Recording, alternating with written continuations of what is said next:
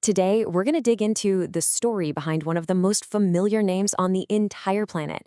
And trust me, it's a wild one. It's a story about huge landscapes, total economic collapse, a nation completely divided, and of course, a very good dog. So let's get into it. I mean, we all know the Labrador Retriever, right? It's one of the most popular dogs in the world. You see them everywhere. But that name, it comes from a place, a massive ancient land with a history that is way more dramatic and complicated than you could probably ever imagine. So the question is pretty simple. You know the dog, but do you really know the place?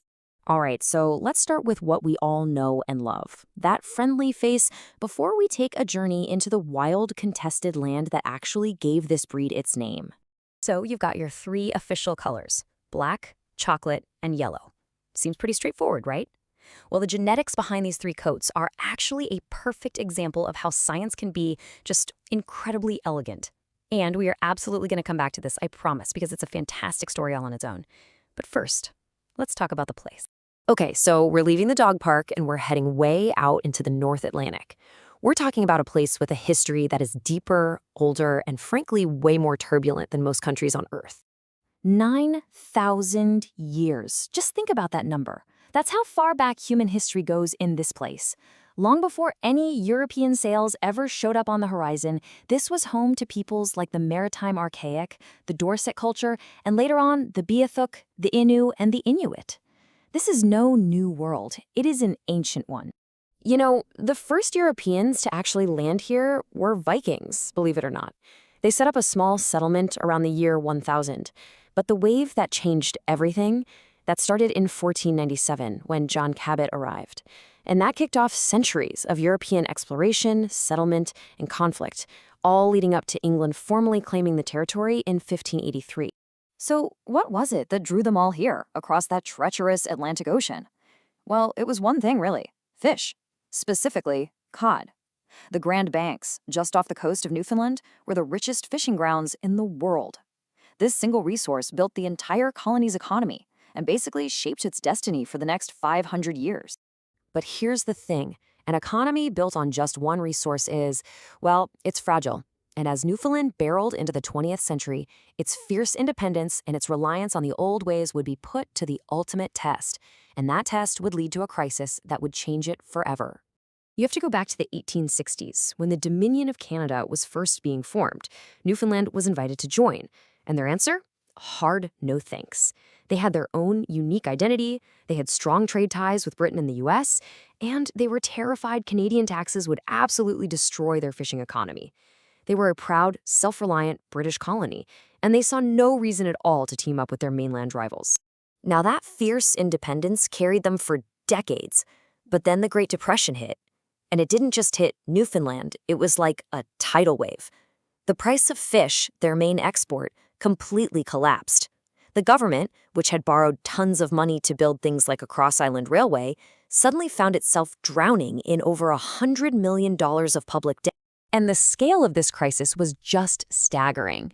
Can you imagine this? Nearly 2/3 of every single dollar your government brought in went immediately out the door just to pay the interest on its loans.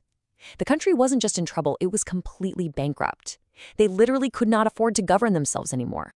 So in 1934, in exchange for a financial bailout from Great Britain, the Dominion of Newfoundland did something that is just unheard of. It voluntarily gave up its democracy. It dissolved its own government to be ruled by a commission sent from London. To this day, it is the only nation to have ever willingly surrendered self-rule. This quote from the British Commission that investigated the whole collapse, it just says it all. This wasn't a problem on a spreadsheet. This was a human catastrophe. Pauperism in starvation. The decision to give up democracy was a pure act of desperation by a people who were right on the brink. Then World War II happened, and it brought a sudden boom, mostly thanks to the construction of American military bases. Suddenly, Newfoundland was prosperous again. But it was also at a crossroads. Its future was totally uncertain. Once the war was over, they had a huge decision to make about what came next. So the choice came down to two options in a really heated referendum. On one side, you had a return to independence, to being a self-governing dominion again. That argument was all about identity, pride, controlling your own destiny. And on the other side, led by a super charismatic radio personality named Joey Smallwood, was the promise of joining Canada. That was the pitch for economic security, for family allowances, for becoming part of a bigger, more stable nation. And just look at that result, 52 to 47. I mean, it was unbelievably close. The decision to join Canada wasn't some triumphant, unified choice. It was a razor-thin victory that split families and towns and communities right down the middle. It was a division that, honestly, you can still feel echoes of today. So, as Canada's newest province, Premier Joey Smallwood was determined to modernize, and he looked to the vast, untapped mineral wealth of Labrador. In this massive industrial push, companies literally carved mines, railways, and entire towns, like Labrador City and Wabush, straight out of the wilderness. They were trying to build a brand new future on iron ore. But even as these new industries were rising, the old one, the one that started it all, met a tragic end. In 1992, after years and years of overfishing, the northern cod stocks just collapsed. The Canadian government declared a moratorium, and overnight, a way of life that had sustained the island for half a millennium was gone. For 19,000 people, it was an economic and cultural blow of just unimaginable scale. Okay, so after that epic journey through 9,000 years of history, crisis, and reinvention, let's bring it all back home. Let's go back to the dog. Because now, with this newfound appreciation for the rugged land it's named for, we can finally look at the elegant science that's hiding in its coat. Now, to understand a lab's color, you have to understand this really cool genetic concept called epistasis. It sounds super complicated, but the idea is actually simple. It's when you have two totally separate genes, but one of them basically acts like a boss, and it can completely override or mask what the other gene is trying to do. For Labradors, it all comes down to just two genes. First, you've got the B gene. This one decides what kind of dark pigment the dog can even make. The dominant version, big B, makes black pigment. The recessive version, little b, makes chocolate. Okay, easy enough. Then you have the E gene, and you can think of this one as the master power switch for the entire operation.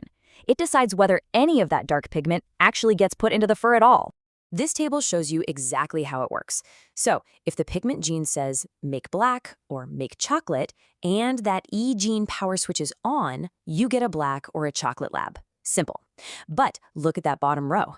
If the dog has the version of the E gene that flips the switch to off, it does not matter what the pigment gene is yelling about. The color is completely blocked from reaching the fur, and boom, you get a yellow lab. That right there is epistasis in action. So there you have it. From the grand, sprawling epic of a nation's 9,000-year history, to the elegant precision of a two-gene switch that colors its most famous canine ambassador. It really makes you wonder, doesn't it? What other incredible stories of struggle and science and survival are just hidden all around us in the simplest of names?